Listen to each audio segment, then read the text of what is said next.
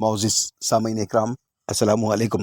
لمحے فکر میں آپ کا اپنا یوسف بابا ایک نئے عنوان کو سماعت کیجیے۔ شور ہوا آفاق میں، ہر سو نور محمد صلی اللہ علیہ وسلم آئے۔ آج سے 1450 سال پہلے کا زمانہ جاہلیت کے سمندر میں غوطہ زن تھا۔ شیطان نے ظلمت کا تالا لگا رکھا تھا، کہیں تیر و نشتر تو کہیں طبق و بھالا چل رہا تھا۔ لوگ ایک ایک روٹی اور ایک ایک بوٹی کے لیے اپنے سگے بھائیوں تک کی گردن پر تلوار چلایا کرتے تھے۔ دسترخوان پر پانی کی جگہ شراب رکھا کرتے تھے۔ جوے بازی میں اپنی بیویوں تک داؤ پر لگایا کرتے تھے اور ہار جایا کرتے تھے۔ بیویوں کو منحوس سمجھا کرتے تھے۔ بدشگونی سے کام لیا کرتے تھے۔ باپ کے مرنے کے بعد بیٹے اپنی ماں کو بیچا کرتے تھے اور بیوی بھی بنا لیا کرتے تھے۔ بیٹی پیدا ہونے پر اسے زمین میں زندہ دفن کر دیا کرتے تھے۔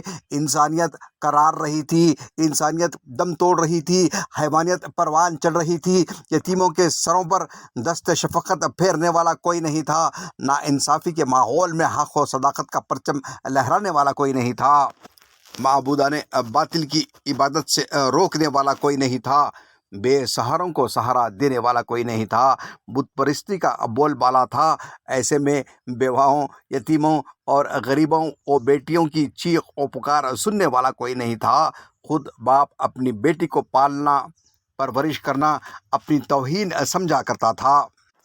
آخر کار غم کے ماروں کے دلوں سے چیخ نکلنا شروع ہوئی کہ اے اللہ، آسمان سے کوئی فرشتہ بھیج، اے اللہ کوئی نبی و رسول بھیج۔ اب ہمارے لیے زمین تنگ ہو چکی ہے اور ہمارا جینا مشکل ہو چکا ہے۔ ہماری ایک ایک سانس ہمارے لیے گھٹن محسوس ہو رہی ہے۔ تیری زمین پر صرف فساد برپا کرنے والے رہ گئے ہیں۔ یہ لوگ انبیاء کے فرامین کو پیروں تلے رون چکے ہیں۔ ان کے دلوں سے مروت، محبت، ترس، رحم کا خاتمہ ہو چکا ہے۔ جب دلوں سے آہ نکلنا شروع ہوئی تو وہ عرش اعظم سے ٹکرائی۔ بالآخر رات کو صبح کا سامنا کرنا پڑا۔ 12 ربیع الاول پیر کا دن آیا کہ فارس کا آتش کدہ بجھ گیا۔ ظلم و ستم کے خاتمے کا بگل بج اٹھا۔ عرش نے خوشخبری بھیجی اور زمین نے یہ اعلان کیا کہ عبداللہ کے گھر سے جہاں میں نور بکھرنے والا ہے۔ آمنہ بی بی کے جھولے میں کنائن کا سرور آنے والا ہے۔ یہ اعلان سنتے ہی خوش ہوئے جن و بشر۔ سن کر یہ آمد کی خبر ہر تعظیم و ادب جھک گئے۔ شمس و قمر، مجبور و غلامان سبھی ہوئے قربان۔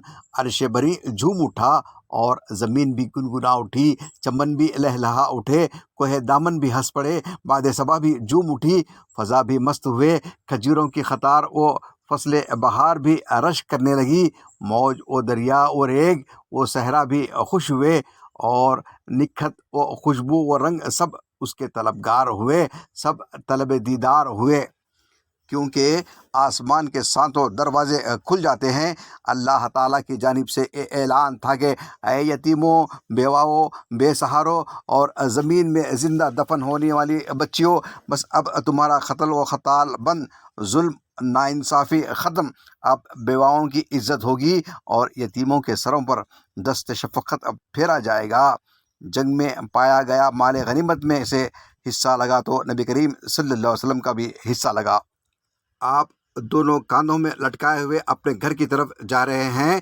گھر سے تھوڑا ہی پہلے 2 بچے آ کر نبی کا دامن پکڑ لیے۔ یا رسول اللہ، میرا باپ اس دنیا میں نہیں، اور دوسرا کہتا ہے یا رسول اللہ، میری ماں اس دنیا میں نہیں ہے اور ہمارے گھر کے چولہے میں آگ کا جلنا بند ہو گیا، ہمارے پاس کھانے کے لیے کچھ بھی نہیں ہے۔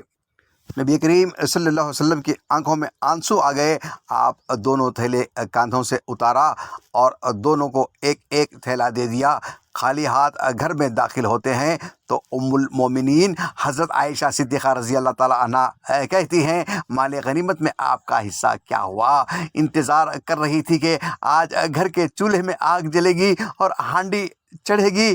فرمایا محسن انسانیت صلی اللہ علیہ وسلم نے کہ اے عائشہ، مجھے بھی حصہ ملا تھا، مگر راستے میں 2 یتیم بچے ملے، ایک کا باپ دنیا سے گزر گیا اور دوسرے کی ماں دنیا سے گزر گئی۔ میں نے دونوں تھیلے زمین پر اتارے اور دونوں کو ایک ایک دے دیا۔ اے عائشہ، میں نے یتیمی دیکھی ہے اس لیے یتیموں کی مصیبت اور پریشانی مجھ سے دیکھی نہیں جاتی۔ عزیزان ملت اسلامیہ، واقعہ بڑا طویل ہے، انشاءاللہ دوسرے پارٹ میں سماعت کیجیے۔ معزز سامعین اکرام، السلام علیکم۔ لمحے فکر میں آپ کا اپنا یوسف بابا، دلچسپ عنوان کا دوسرا پارٹ سماعت کیجیے۔ شور ہوا آفاق میں، ہر سو نور محمد صلی اللہ علیہ وسلم آئے، اب بیواؤں کی عزت ہوگی۔ یہ اشارہ اور اعلان اللہ کی طرف سے تھا، اور نبی برحق صلی اللہ علیہ وسلم نے حضرت خدیجہ رضی اللہ تعالیٰ عنہ سے عقد کیا۔ نبی کی عمر 25 سال اور حضرت خدیجہ رضی اللہ تعالیٰ عنہ کی عمر 40 سال، اور وہ بیوہ بھی تھیں، وہ بھی ایک سے نہیں دو شوہر سے بیوہ تھیں۔ 40 سال کی عمر، دو شوہر سے بیوہ، وہ بنتی ہیں سید عرب و عجم صلی اللہ علیہ وسلم کی بیوی۔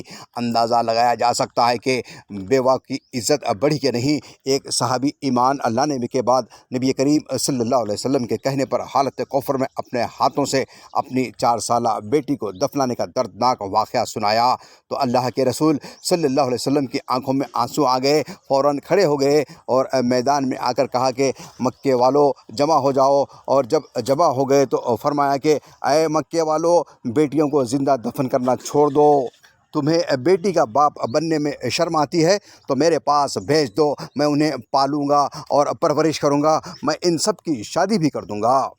اب اندازہ لگایا جا سکتا ہے کہ لڑکیوں کو جینے کا حق ملا کہ نہیں۔ غرض یہ ہے کہ نبی پاک صلی اللہ علیہ وسلم نے ایسا حسن اخلاق پیش کیا اور ایسی تعلیم دی، وہ لوگ نعرہ لگانے لگے کہ بیٹی کی ولادت زحمت نہیں بلکہ رحمت ہے۔ غرض یہ کہ نبی کریم صلی اللہ علیہ وسلم نے ایک انقلاب برپا کر دیا۔ عبداللہ کے گھر سے جہاں میں نور بکھیرا، مشرق سے مغرب تک، شمال سے جنوب تک ہدایت کا چراغ روشن ہوا، اور اسی روشنی میں راہ نجات ہے۔ اسی روشنی میں زندگی گزاری تو حضرت ابوبکر صدیق اکبر ہوئے، حضرت عمر فاروق اعظم ہو گئے، حضرت عثمان سخاوت کے دھنی ہو گئے، اور حضرت علی شیر خدا ہو گئے، اور امت محمدیہ خیر امت ہو گئی۔ اے ملت کے ہوش مند نوجوانوں، سنو، پیارے نبی صلی اللہ علیہ وسلم کے جلوس میں نعرے لگانے والوں، عشق رسول میں موت بھی مقبول ہے بولنے والوں، ایسا کہنا حرام ہے۔ پیارے نبی صلی اللہ علیہ وسلم کی سیرت کو دنیا کے سامنے پیش کرو، اور نماز کو اپنا مقدر بناؤ، نبی کے پرچم کو بلند کرو، نبی کے بتائے ہوئے راستوں پر چلو، تو دنیا کی عظمتیں اور آخرت کی کامیابی تمہارا مقدر بنے گی۔ روز قیامت پیارے نبی صلی اللہ علیہ وسلم کے ہاتھوں جام کوثر نصیب ہوگا۔ اللہ تعالیٰ سے دعا ہے کہ اللہ تعالیٰ ہم تمام امت مسلمہ کو پیارے نبی صلی اللہ علیہ وسلم کے ہاتھوں جام کوثر نصیب فرمائے، آمین۔